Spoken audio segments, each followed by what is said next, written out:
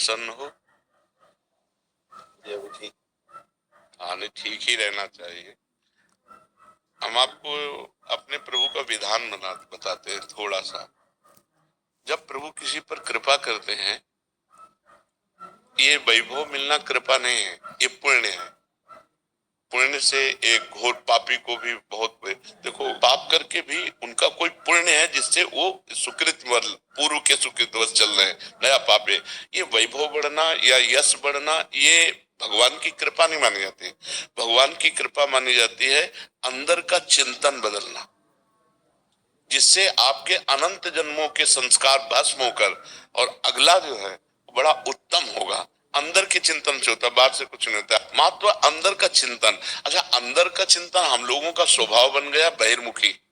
बहिर्मुखी मतलब बाहर, बाहर यश कीर्ति लाभ विजय, इससे हमको सुख मिलता है। अंदर से कोई मतलब नहीं रखता कोई, कोई विरला ही अंदर से। अब क्या होता है, भगवान जब कृपा करते हैं तो संत समागम देते हैं, कि दूसरी जब कृपा होती तो विपरीतता देते हैं, और फिर अंदर से एक रास्ता देते हैं, ये मेरा रास्ता है, ये परम शांति का रास्ता है, ये शांति का रास्ता नहीं। भगवान वो रास्ता देते और जीव को अपने पास बुला लेते हैं। बिना प्रतिकूलता के संसार का राग नष्ट नहीं होता। किसी को भी वैराग्य होता है तो संसार की प्रतिकूलता देखकर वैराग्य होता है। सब कुछ हमारे अनुकूल है तो हम आनंदित होकर उसका भोग करते हैं।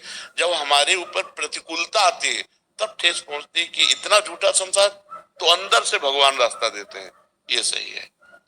भगवान बिना प्रतिकूलता के इस संसार को छुड़ाने का कोई भी औषधि नहीं रखी। आज तक जितने बड़े महापुरुष हुए हैं, जिनका जीवन बदला है, उनको प्रतिकूलता का दर्शन करके बदला है। तो कभी प्रतिकूलता आए उस समय आनंदित हो कि मेरे ऊपर अब भगवान की कृपा हो रही है, कि मुझे सतमार्ग में चलने की प्रेरणा मिल रही है। अगर सतमार्ग छूटा, ये सब तो एक सेकंड के लिए आप विचार कीजिए। अब अपना सुधार कर लो, अपने जीवन को सत्य में ले आओ, तो अगला जो होगा वो बहुत जोर का होगा। चाहे जन्म हो तो श्रीवान कुलवान धनवान वैभव संपन्न ऐसे, और भक्ति की अनुकूलता, भक्ति की अनुकूलता। खास बात श्रीवान धनवान कुलवान नहीं, खास बात भक्ति की अनुकूलता। अगर इस जन्म में भगवत प्राप्ति नहीं हुई तो भगवान श्री कृष्ण ने गीता में कहा है कि मेरे भक्त का नाश नहीं होता, मैं कुलवान धनवान श्रीवानों के कुल में जन्म देता हूँ और फिर पुनः भक्ति का माहौल देता हूँ, और पूर्व का जो भजन छूटा हुआ हो वही से उसको। अब बिल्कुल ऐसे ही रहो जैसे रह रहे हो, बिल्कुल संसारिक बन करके रहो, लेकिन अंदर का चिंतन आपका बदल जाए। अंदर के चिंतन में आपकी यश की भावना न रह जाए, अंदर के चिंतन में आपको धन बढ़ाने की भावना न रह जाए। अंदर का चिंतन हो जाए, प्रभु बहुत जन्म व्यतीत हो गए, अब एक बार आपसे मिलना चाहते हैं, एक बार आपसे मिलना चाहते हैं प्रभु, मुझे आप चाहिए, अब संसार नहीं। तो बात बन जाएगी, तो बात बन जाएगी। तो इसलिए आनंद पूर्वक भगवान का नाम जप करो, बिल्कुल चिंता मत करो। बाबा, क्या नाम जप से हो जाएगा पूरा? ये हम अपने जीवन का अनुभव बताते हैं। सांख्य योग और अष्टांग योग और कर्म योग और भक्ति योग, चारों योगों में प्रवेश रहा है। पहले हम सन्यासी रहे 20 वर्ष, 20 वर्ष सन्यासी रहे काशी विश्वनाथ जी। तो हम सांख्य योग, अष्टांग योग, जो अष्टांग योग है ना, अष्टांग योग कर्म योग, इन तीनों को अच्छी प्रकार जान करके और फिर भक्ति योग में आए हैं। स्वयं भगवान शंकर से बढ़कर कोई ज्ञानी तो नहीं ना, सनकादि से बढ़कर कोई ज्ञानी नहीं। वो हरिशरणम सनकादि हर समय जपते रहते हैं, भगवान शिव राम राम राम राम राम राम जपते रहते हैं। हम वृंदावनवासी प्रिया प्रीतम के उपासी, तो जो राम में राह है वही राह है, जो धा है ये रस देने वाली वस्तु है। तो हम राधा राधा राधा राधा, मतलब आप ये समझो कि हमारी इतनी तार्किक बुद्धि रही, हमारी श्रद्धालु बुद्धि नहीं रही। सन्यासी की जो बुद्धि होती है वो तर्क प्रधान होती, कसौटी पर कसने पर। तो हम केवल भावुकता में राधा राधा का प्रचार नहीं कह रहे कि हमने सुना और ऐसे ग्रंथों में पढ़ा, ऐसे कह रहे, स्वयं स्वाद लेके कह रहे और विश्वास के साथ कह रहे कि यदि आप राधा राधा जपते हो तो इसी जन्म में भगवत प्राप्ति हो जाएगी, इसी जन्म में। जैसे किसी से कहा जाए कि तुम सत्य बोलो, मंदिर में चढ़ के बोलो, तो हम मंदिर में नहीं, हम वृंदावन में बैठे हैं।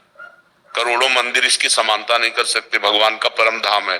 अगर राधा राधा नाम चल रहा है तो इसी जन्म में भगवत प्राप्ति हो जाएगी। हमारी आखिरी श्वास यदि राधा, तो मुझे श्री जी की प्राप्ति, भगवान की प्राप्ति हो जाएगी, इसमें कोई संशय नहीं। और किसी साधनों की कोई आवश्यकता नहीं, आप केवल अंदर ही अंदर चलाइए और लिखिए।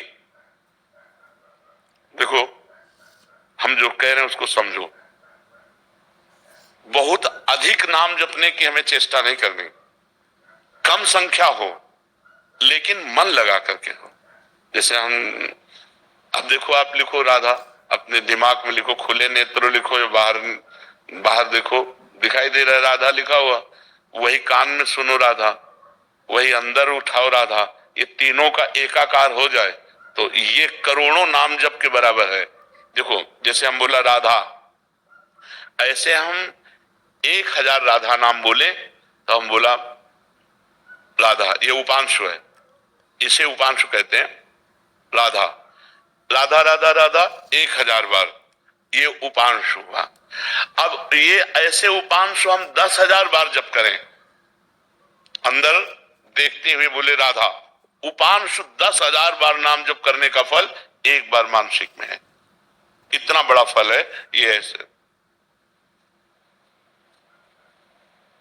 राधा राधा राधा चल रहा है, नेत्रों से हम उसे देख रहे हैं, कानों से उसे सुन रहे हैं। आप देखना कि अगर मन भगेगा तो आप लिख नहीं पाओगे राधा नाम, अगर लिख रहे हो तो मन भगेगा नहीं। तो चाहे 10 बार लिखो, 100 बार लिखो, लेकिन एक अभ्यास बनाओ ऐसा कि कुछ समय शांति से स्नान आदि करके बैठ गए और राधा राधा लिख रहे हैं, उसी का चिंतन कर रहे हैं। इसे अपना जीवन बना लो, फिर आप परिणाम में खुद देख लेना। कोई घाटे का सौदा तो है नहीं, ठीक है।